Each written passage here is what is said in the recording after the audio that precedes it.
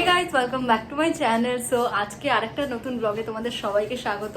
এখানে দেখতে পাচ্ছ আমাদের একজন ক্লায়েন্ট বসে আছে এবং এনার আজকে মেকআপ হতে চলেছে।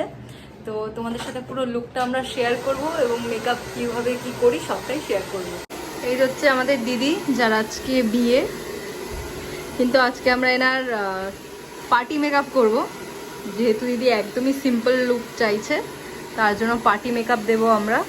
দেখো, ব্রাইডদেরও পার্টি মেকআপ দেওয়া যায়, এটা আজকে আমি তোমাদেরকে দেখাবো একদম সিম্পলের মধ্যে। অনেক ভিডিওতে আমি দেখেছি যে ব্রাইড যদি এসে মেকআপ আর্টিস্টের কাছে পার্টি মেকআপ চায় তাহলে তারা একদমই করে দেয় না।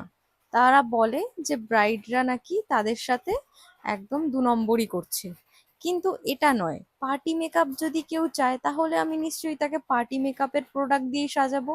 সেখানে মিথ্যে কথা বলা বা ঠকানোর কোনো প্রশ্নই আসে না। কিন্তু তাও কিছু কিছু মেকআপ আর্টিস্ট ব্রাইডদেরকে পার্টি মেকআপ একদমই দিতে চায় না।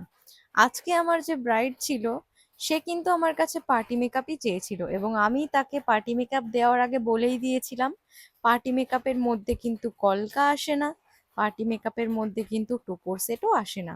তো সে সেই হিসেবে রাজি ছিল বলেই আমি আমার ব্রাইডকে আজকে পার্টি মেকআপই করে দিচ্ছি। তার বিয়ে যেহেতু দিনের বেলায় ছিল, তার জন্য সে একদমই সিম্পল অ্যান্ড সোবার একটা লুক চেয়েছিল, আর আমি তাকে সেরকম একটা লুক ক্রিয়েট করার চেষ্টাই করছিলাম।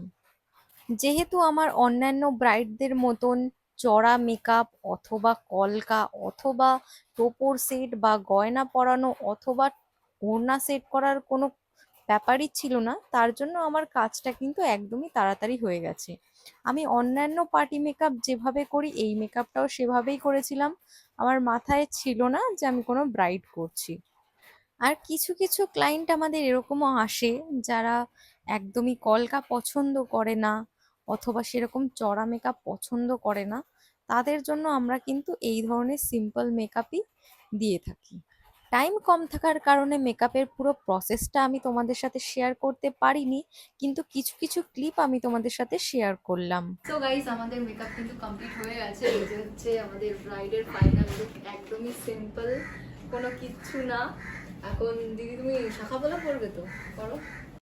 আর আমি প্রথম কোনো ব্রাইডকে শাখা পলা পরিয়ে দিলাম। যেহেতু দিদির মন্দিরে বিয়ে হচ্ছে, তো সেই হিসেবে শাখা পলাটা সে বাড়ি থেকে পরে আসেনি। তো আমি আমার স্যালনে বসেই শাখা পলা, যেটুকু ছিল হাতের গয়না, যেটা দিদি একা নিজে পরতে পারতো না, সেটুকুই আমি পরিয়ে দিয়েছি। তো 1 বছর পরা লাগবে।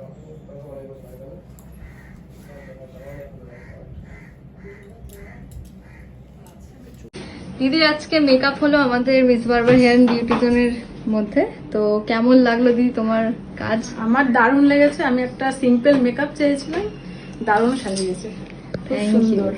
চোখটা বন্ধ করো। Thank you.